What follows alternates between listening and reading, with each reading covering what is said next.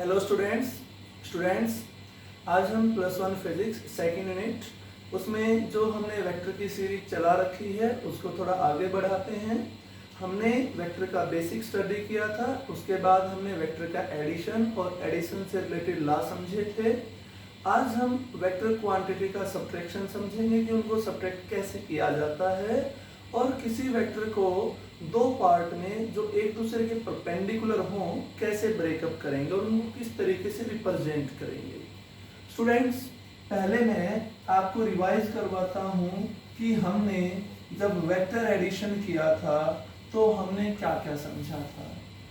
Vector addition में हमने समझा था कि इस तरीके से हमारे पास एक वेक्टर है जिसको हमने ए से रिप्रेजेंट कर दिया और ये हमारे पास दूसरा वेक्टर है जिसको हमने बी से रिप्रेजेंट कर दिया।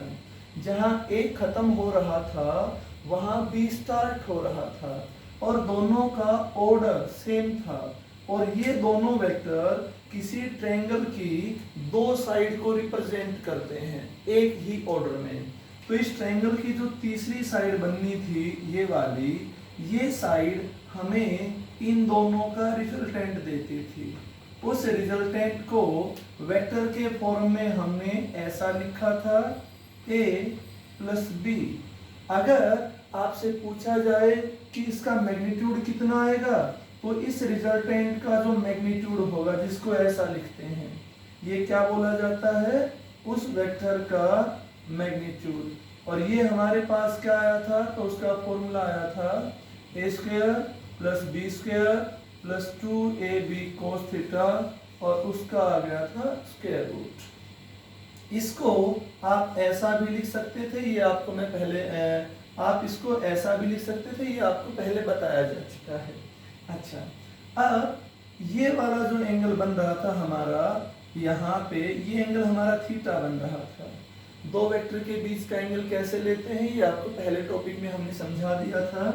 अगर इस एंगल को मैं अल्फा ले लेता हूँ तो फाइनल जो रिजल्टेंट था इसके साथ जो एंगल बनाता था वो हमें इसकी क्या बताता था, डायरेक्शन।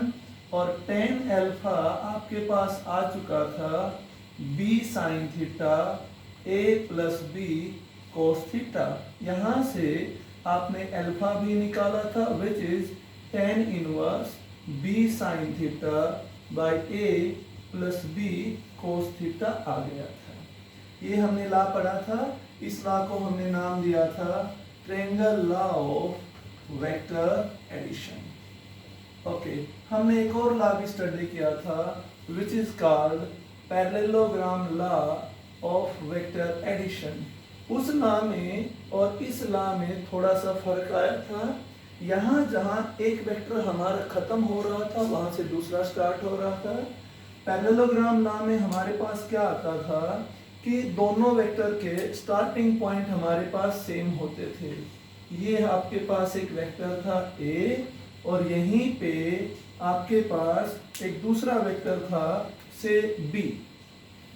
ये वाला वेक्टर था b और ये इन दोनों के बीच का एंगल थीटा था। यहाँ पे इसके हेड और टेल के बीच का एंगल था। यहाँ पे ये आप समझ रहे हो इस चीज को, यहाँ ये खत्म हो रहा था दूसरा शुरू हो रहा था और यहाँ दोनों का स्टार्टिंग पॉइंट सेम है। तो यदि मैं यहाँ पे एक पैरेललोग्राम बनाऊं तो इसके पैरेलल में कैसे ड्रॉ कर लेता हूँ लाइन और इसके पैरेलल एक लाइन में ऐसे ड्रॉ कर लेता हूँ।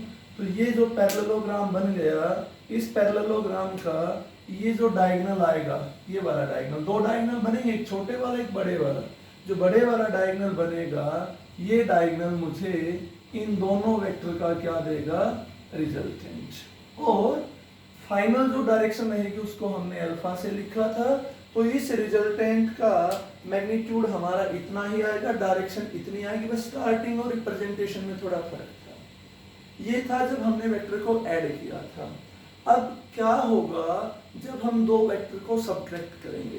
तो वेक्टर सब्ट्रैक्शन को समझने के लिए पहले हम वेक्टर सब्ट्रैक्शन का मतलब समझ लेते हैं।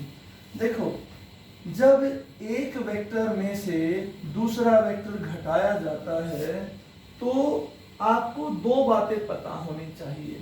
एक बात तो ये पता होनी चाहिए कि वेक्टर के बीच का एंगल हम कैसे लेते हैं। दूसरा आपको ये पता होना चाहिए कि अपोजिट वेक्टर क्या होता है। सपोज कर लो ये मेरे पास एक वेक्टर है a, I will call this vector as a, okay. अच्छा, यहां पे ये दूसरा वेक्टर है b, और ये इन दोनों के बीच का एंगल है थीटा। आपसे कोई पूछ ले भाई इन दोनों का रिजल्टेंट निकालो, तो आप फटाफट निकाल देंगे। और आप क्या करेंगे, तो आप बड़े आसानी से ऐसे एक पैरेललोग्राम कंप्लीट करेंगे, इसको इससे मिलाएंगे और ये आपका बन गया रिजल्टेंट, ऐसा निकाल देंगे।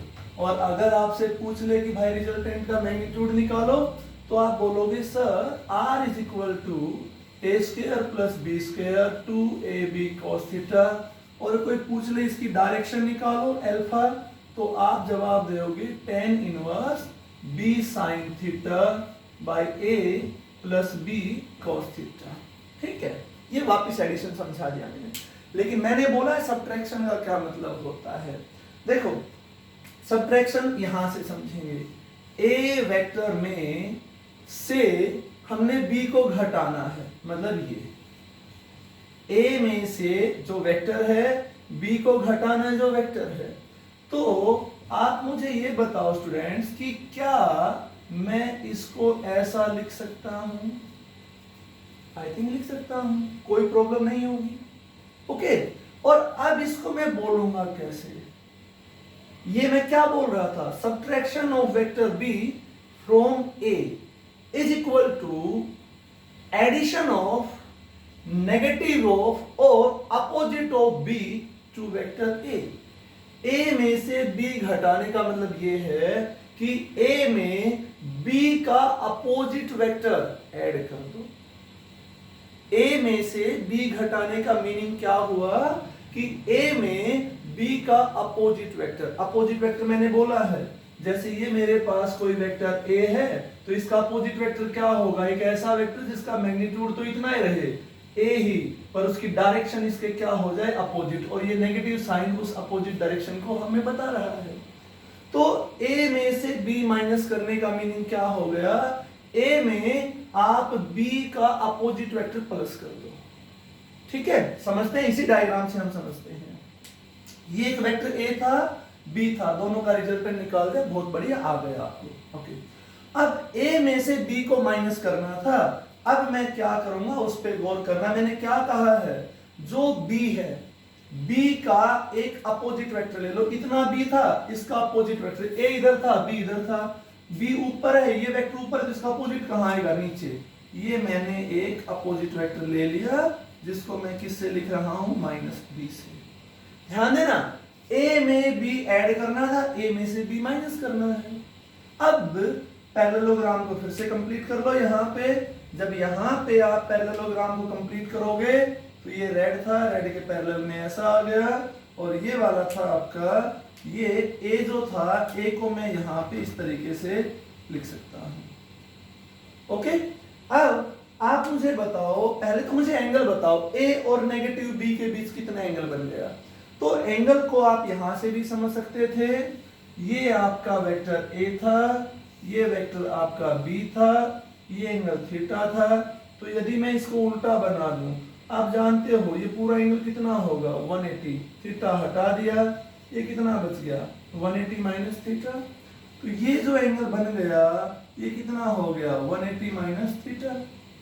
नाउ a और b के बीच यदि थीटा एंगल है तो a और b के नेगेटिव के बीच कितना एंगल हो गया 180 माइनस थीटा। अच्छा, इनका जो रिजल्टेंट आएगा a और माइनस b का, अब वो किधर आएगा, तो आपका आंसर ये आएगा sir resultant is in this direction. और ये जो रिजल्टेंट आएगा ये किसके बराबर बचेगा, तो a plus minus b, this is my resultant. अब अगर आपको इस रिजल्टेंट का मैग्नीट्यूड निकालना है तो इस रिजल्टेंट का जो मैग्नीट्यूड आएगा वो इतना ही आएगा, बदलाव कहां आएगा, देखो a square plus b square plus 2ab। यहां a और b के बीच एंगल कितना था थीटा, और अभी जो मैं कर रहा हूं यहां पे a और माइनस b के बीच का एंगल कितना है, तो आपका आंसर आ गया 180 माइनस थीटा, और इसका क्या आ जाएगा रूट। और ये जो होता है ये होता है माइनस कोस थीटा के बराबर। जब हमने ट्रिग्नोमेट्री का वीडियो किया बनाया था तो उसमें ये बताया था कैसे निकालेंगे। तो यहां से आर आ गया A square plus B square minus 2ab cos theta. ये रिजल्टेंट का मैग्नीट्यूड आ गया जब a में से b को माइनस किया था, और ये मैग्नीट्यूड था जब a में b को प्लस किया था। अच्छा, अगर मुझे डायरेक्शन निकालनी है, डायरेक्शन का मतलब ये वाली वैल्यू, ये एंगल निकालना है से अल्फा, तो ये क्या हो जाएगा, पहले ये बन रहा था अभी बन जाएगा ये tan inverse b sine theta नहीं रहेगा, क्या आ जाएगा 180 माइनस थीटा और बटे में a plus b cos 180 minus theta, और इनकी हम वैल्यू डाल देंगे तो ये हमारे पास बन जाएगा tan inverse b sine 180 minus theta, ये होता है साइन थीटा, और बटे a ये ऊपर मैंने लिखा ही था, ये आपका हो गया माइनस b कोस थीटा, ये इनके बीच का एंगल आ गया।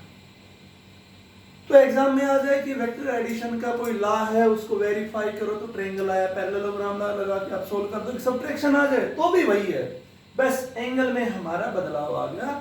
इस तरीके से हम वेक्टर क्वांटिटी को सब्ट्रैक्ट करते हैं। ओके, तो हमें इसकी जरूरत कब पड़ती है? कई बार हमारे पास ऐसी प्रॉब्लम आ जाती हैं कि प्रॉब्लम्स आर लाइक दिस, जैसे आप एक अम्ब्रेला लेके बारिश में जा रहे हो और वहां पे हवा भी चल रही है, तो वहां पे हमें सब्ट्रैक्शन टाइप को फॉलो करना पड़ता है।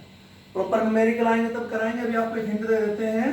सपोज कर लो आप इस डायरेक्शन में जा रहे थे इधर, ओके, और बारिश आ जाती थी और आपने इस डायरेक्शन में अपने ऊपर एक अम्ब्रेला पकड़ रखा था, ठीक है। अच्छा, बारिश की बूंदें आ रही हैं नीचे की तरफ, आप जा रहे हो इस तरफ। अब मुझे आपका और इसका रिजल्टेंट निकालना है, तो इस रिजल्टेंट में क्या करेंगे, इसकी डायरेक्शन अपोजिट थी, इसको हम कहां ले लेंगे, नीचे, ठीक है। अब रिजल्टेंट हम इधर नहीं लेंगे, अब रिजल्टेंट के लिए हम इस तरफ जाएंगे, नीचे की तरफ, या तो इस रीजन में जाना पड़ सकता है या इस रीजन में, तो वो प्रॉब्लम आएगी तब आपको बता दिया जाएगा। अभी आप बेसिकली सब्ट्रैक्शन का मतलब रखो क्या होता है। अच्छा, अब नेक्स्ट हमारा पार्ट था आज का rectangular component of A vector क्या होते हैं 2D में, और ये बहुत महत्वपूर्ण पार्ट है क्योंकि जब आप थर्ड यूनिट करोगे लॉज ऑफ मोशन, उसमें बार बार मुझे इस पार्ट की जरूरत पड़ेगी।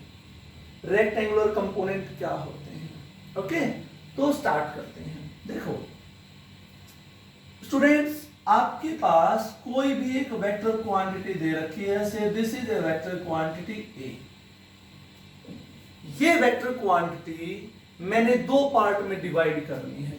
कितने पार्ट में डिवाइड करनी है, 2 पार्ट में, और वो दोनों पार्ट इस तरीके से बनाने हैं कि दोनों ही परपेंडिकुलर आ जाए each other. Okay, what I am saying, आपके पास एक वेक्टर है, मैं वहां गया 10 मीटर नॉर्थ में, इसको दो पार्ट में डिवाइड करना है और दोनों ही पार्ट एक दूसरे के क्या आ जाए, परपेंडिकुलर।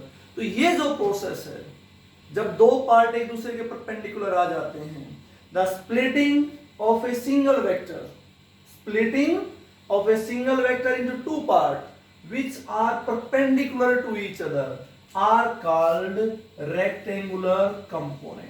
पहला पॉइंट तो यही आता है कि रेक्टेंगुलर कंपोनेंट कौन से कंपोनेंट को कहते हो।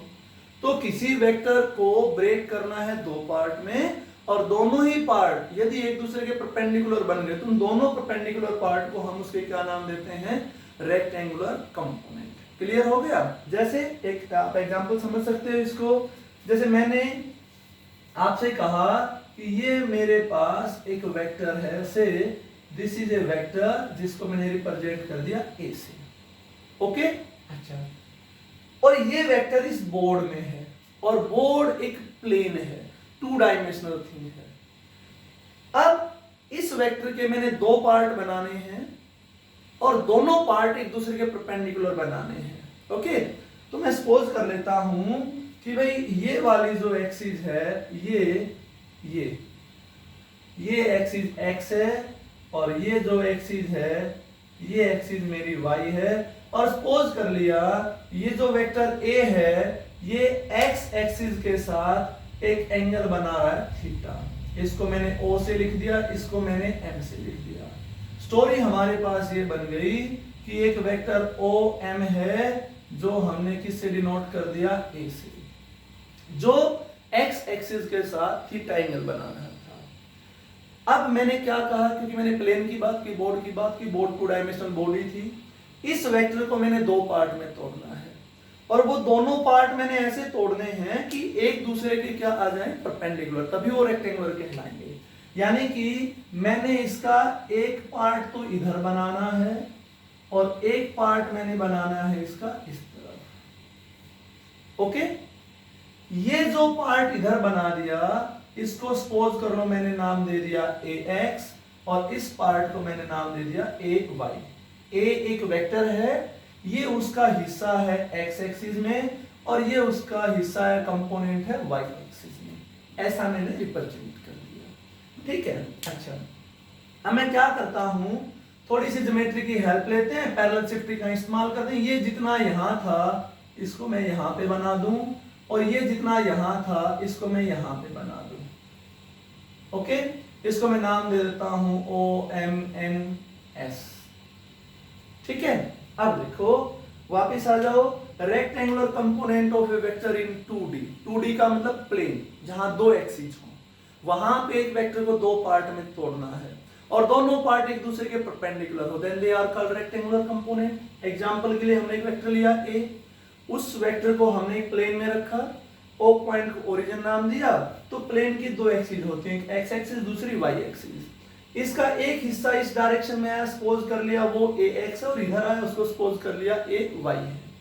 अब ये एक वेक्टर था, अगर आप ध्यान से देखोगे ये ए वाई है तो ये वाला भी कितना बचेगा, तो आपका आंसर आएगा ए वाई। बचेगा कि नहीं बचेगा। अब यदि आप ट्रायंगल लॉ अप्लाई करते हो, यहां मैं कुछ डाटा लिख देता हूं, ओ एन मेरे पास कितना है ए एक्स और ओ एस। अब देखो ओ एन ए एक्स है और ओ एस किसके बराबर है, तो आप जवाब दोगे एन एम, और ये कितना है ए वाई। इसी तरीके से ओ एन बराबर होगा एस एम, और ये आपके पास आ जाएगा ए एक्स। सिंपल है, मैंने वैल्यू डाली, जितना ये उतना ये, जितना ये उतना ये है, ठीक है। अब मैं ट्रायंगल अप्लाई कर देता हूं, applying triangle law. Triangle apply करोगे, देखो इस वेक्टर की डायरेक्शन तो ये है, इसकी डायरेक्शन ये है, और ये वाला इनके अपोजिट है, मतलब O N plus N M बराबर हो गया ओ एम, और ओ एन मेरे पास था ए एक्स और एन एम था मेरे पास ए वाई, और ये था मेरे पास ए। यानी कि ये ए अब इन दोनों का मुझे क्या दे रहा है, रिजल्टेंट। या और रिजल्टेंट क्या होता है, वो अकेला वेक्टर जो उतना इफेक्ट प्रोड्यूस करे जितने दोनों मिलके करते थे। या फिर आप कुछ उल्टा बोल सकते हो कि इस एक को मैंने अब इन 2 हिस्सों में तोड़ दिया और दोनों का वेक्टर सम इस अकेले के बराबर, मतलब ये लेफ्ट से राइट में देख लो चाहे राइट से लेफ्ट में देख लो, एक ही बात बन रही है। चाहे तो ये कह दो कि ये दोनों मिलकर इतना काम कर रहे हैं, या ये बोल दो अकेला इन 2 हिस्सों में टूट गया। ओके, अच्छा, तो ये तो था वेक्टर के टर्म में। अब आप यहां से एक और बात समझो, आपको मैंने यूनिट वेक्टर बताया था, एक्स एक्सिस में जो यूनिट वेक्टर होता है उसको हम आई से लिखते हैं, और वाई एक्सिस में जो यूनिट वेक्टर होता है उसको किससे लिखते हैं, जे से। ओके, तो in term of unit vector, अगर मैं यूनिट वेक्टर की टर्म में बात करूं तो A X can be written as A X I. I hope समझ में आ गया होगा, मैं साइड में मेंशन कर देता हूं। आपको मैंने पहले बताया था कि जो यूनिट वेक्टर होता है वो कैसे निकालते हैं, वेक्टर को उसके मैग्नीट्यूड से क्या कर देते हैं, डिवाइड। तो यहां से वेक्टर को क्या लिखा जा सकता है, a इंटू में उसका यूनिट वेक्टर, मैंने यहां पे यही लिखा है। ए एक्स एक वेक्टर है जिसका मैग्नीट्यूड ए एक्स है और आई उसकी क्या दिखा रहा है, डायरेक्शन। इसी तरीके से ए वाई को मैं क्या लिख सकता था, ए वाई जी। तो कुल मिला के मेरे पास ए क्या बन जाता, ए जो बन रहा था A X plus A Y, this can be written as A X I plus A Y J. इस तरीके से आप किसी भी वेक्टर को यूनिट वेक्टर की टर्म में रिप्रेजेंट कर सकते हो। ओके, अच्छा, अब अगर आपसे ए का मैग्नीट्यूड पूछा जाए, अब मैग्नीट्यूड निकालना है, ठीक है, तो मैं बात करता हूं अब मैग्नीट्यूड की, मैग्नीट्यूड ऑफ ए। ठीक है, ए का वेक्टर ए का मैग्नीट्यूड निकालना था।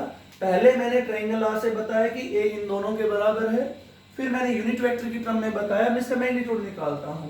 तो मैग्नीट्यूड निकालने का वही तरीका है, A square plus B square plus 2ab cos theta. यहां इस वेक्टर और इस वेक्टर के बीच का एंगल कितना बनेगा, ये जो एंगल होगा ये हमारा 90 बनेगा। ठीक है, या फिर आप पाइथागोरस थ्योरम लगा दो कि ये वैल्यू ax है, ये वैल्यू y है, तो आप डायगोनल निकाल सकते हो।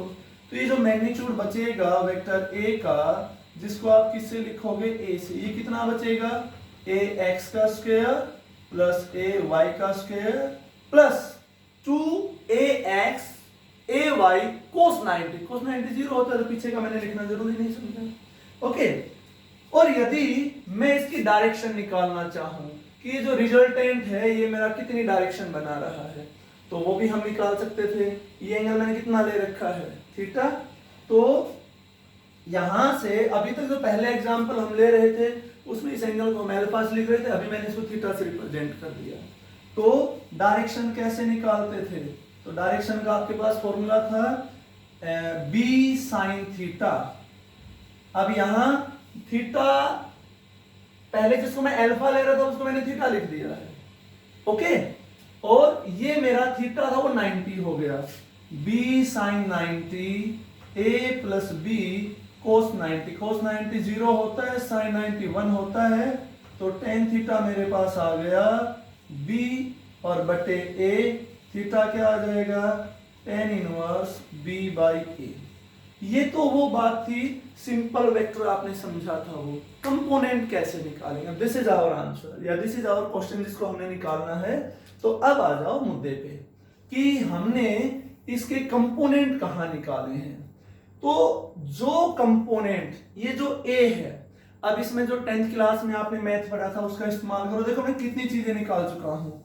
मैंने एक वेक्टर लिया, उस वेक्टर को एक पार्ट मैंने x एक्सिस से कंसीडर किया, एक y एक्सिस के साथ कंसीडर किया, उनको ऐसा लिखा, फिर उनको यूनिट वेक्टर की टर्म में लिखा, फिर उसका मैग्नीट्यूड और मैंने डायरेक्शन निकाली।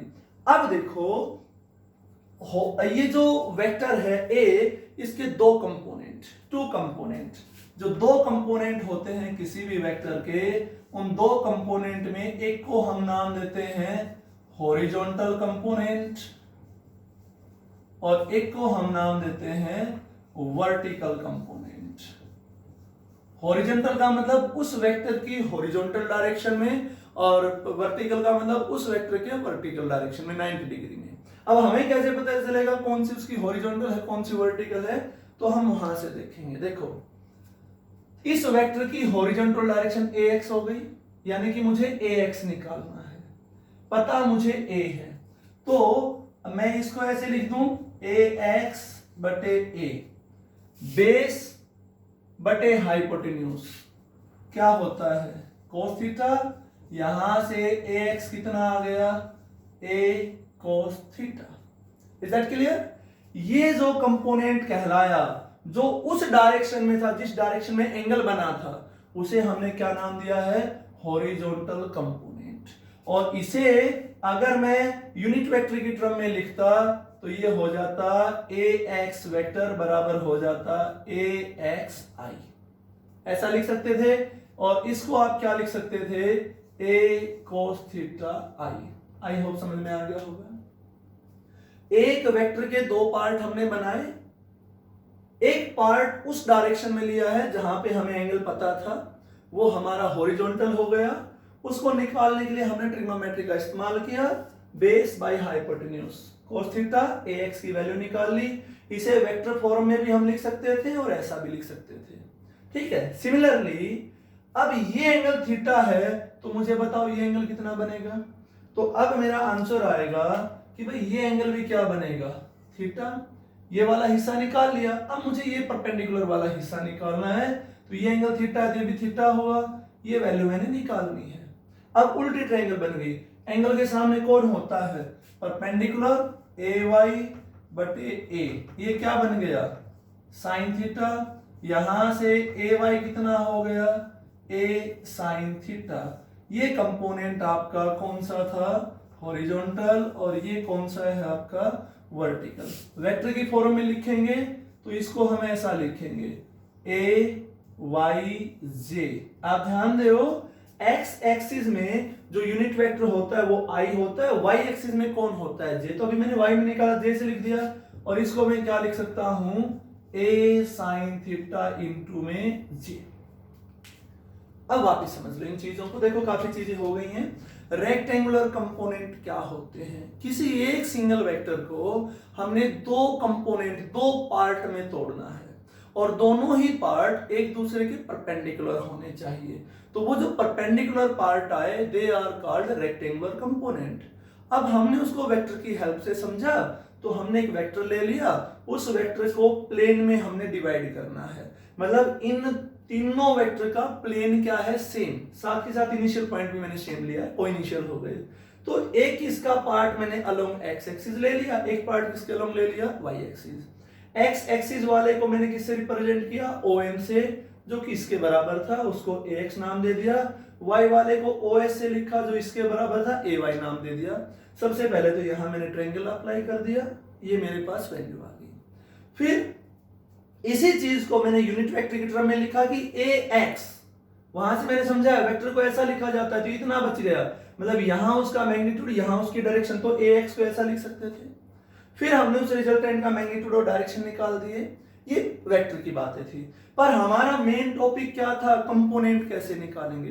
तो उस वेक्टर के हॉरिजॉन्टल डायरेक्शन, हॉरिजॉन्टल कौन सी लेंगे, जिसमें एंगल बन रहा था, हमें ये एंगल गिवन था, तो ये हमने कौन सी डायरेक्शन ले ली, हॉरिजॉन्टल। इस डायरेक्शन में जो कंपोनेंट आएगा वो कौन सा कहलाएगा, हॉरिजॉन्टल, और हॉरिजॉन्टल के परपेंडिकुलर जो आ गया इधर, ये वाला कंपोनेंट, इसको हमने क्या नाम दिया, वर्टिकल कंपोनेंट। अब ट्रिग्नोमेट्री की मदद से मैंने हॉरिजॉन्टल वाले की वैल्यू निकाली, वर्टिकल वाले की वैल्यू निकाली, ए एक्स की वैल्यू निकाली, ए वाई की वैल्यू निकाली।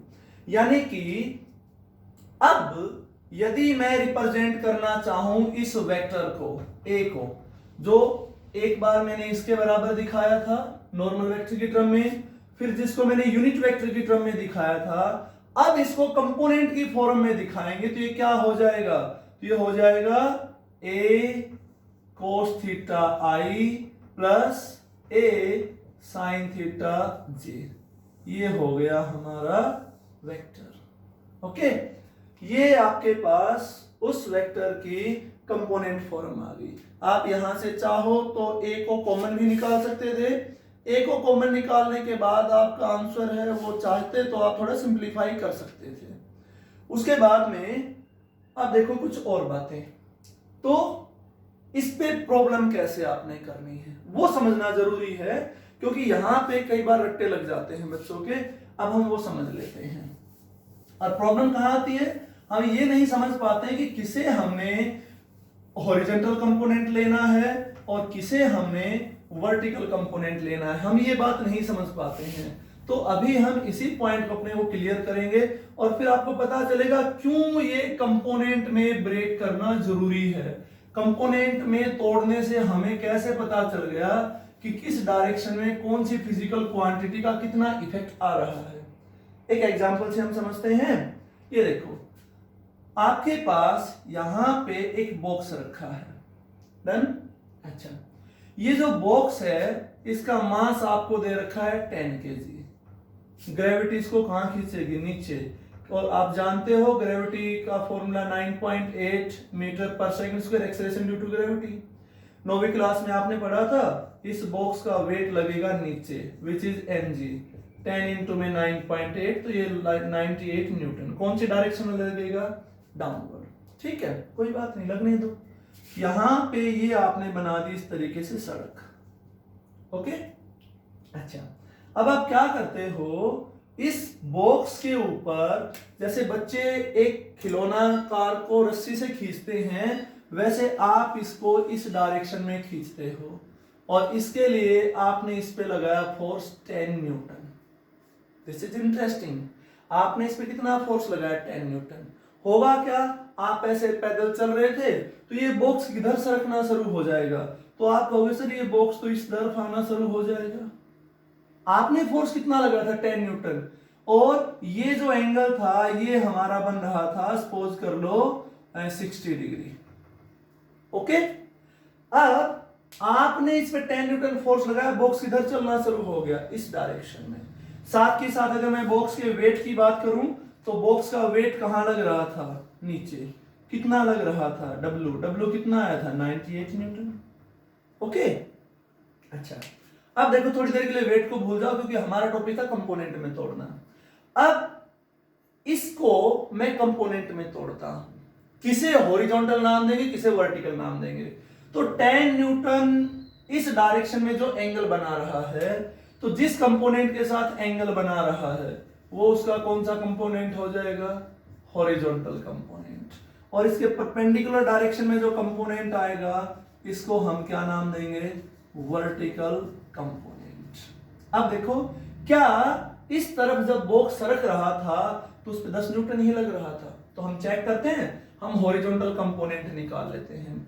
हॉरिजॉन्टल कंपोनेंट निकालने का मैंने फॉर्मूला बताया था, ax/a इज cos थीटा। ये आपके ध्यान भी होगा, हॉरिजॉन्टल कंपोनेंट का हमारे पास क्या फॉर्मूला आया था? a cos theta. ठीक है, अच्छा, बताया था भी आपको। a कितना है?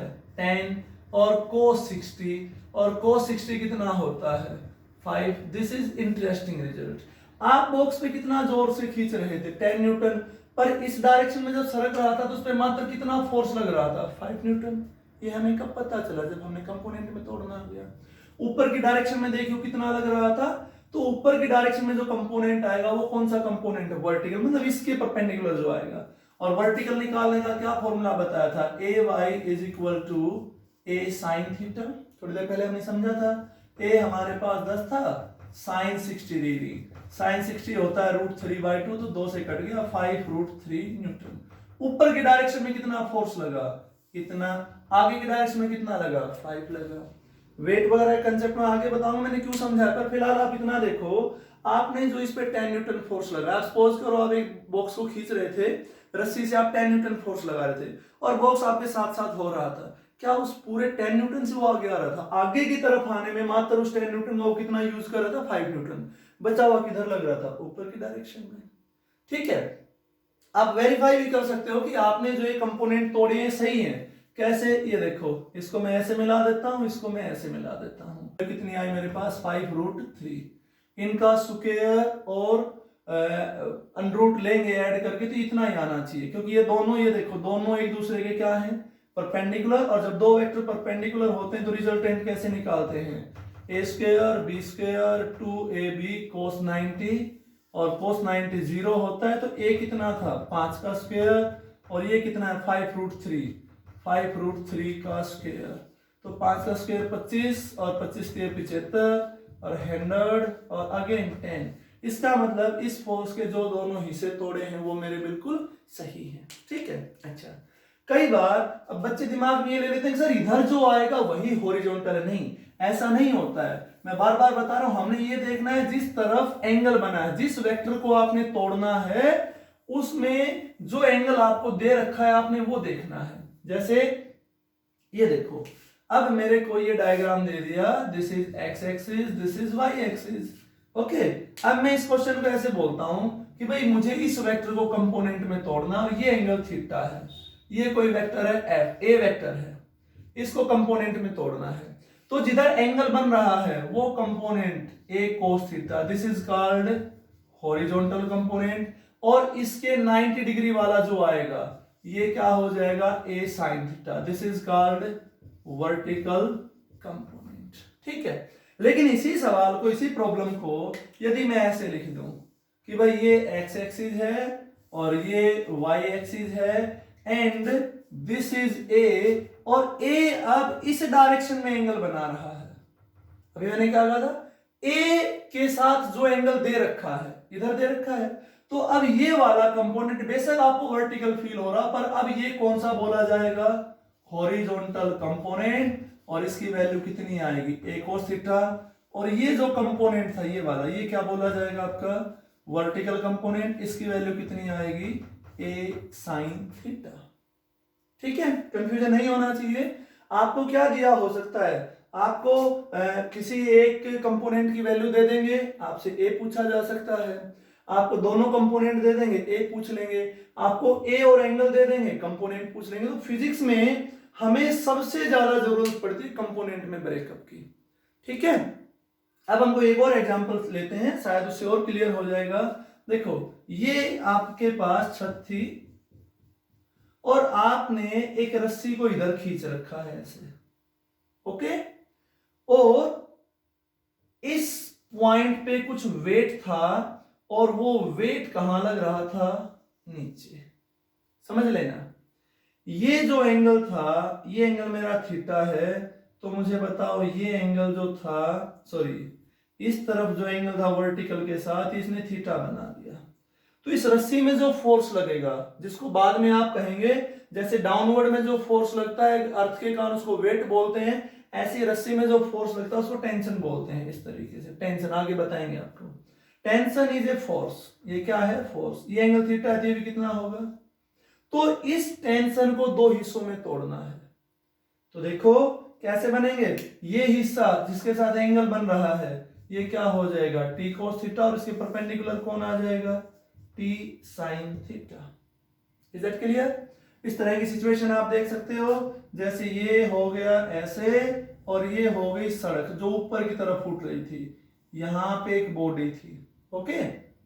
अच्छा, इस बॉडी का वेट आप जानते हो हमेशा कहां लगता है, नीचे, ठीक है। और इस बॉडी के वेट को मैंने दो हिस्सों में तोड़ना था। सपोज कर लो ये एंगल थीटा है, तो मेरा ये एंगल भी ट्रिग्नोमेट्री लगाओगे तो शायद थीटा ही आ जाएगा, नहीं भी आता, सपोज कर लो थीटा है। अब इस वेट के दो हिस्से तोड़ने, तो मुझे बताओ कौन सा हिस्सा कितना हो जाएगा। तो जिधर एंगल बन रहा है वो बन जाएगा कोस थीटा, और उसके परपेंडिकुलर इस कंपोनेंट की तरफ कभी इधर बना दो ना, इधर जो बनेगा वो कौन हो जाएगा आपका, एम जी साइन थीटा।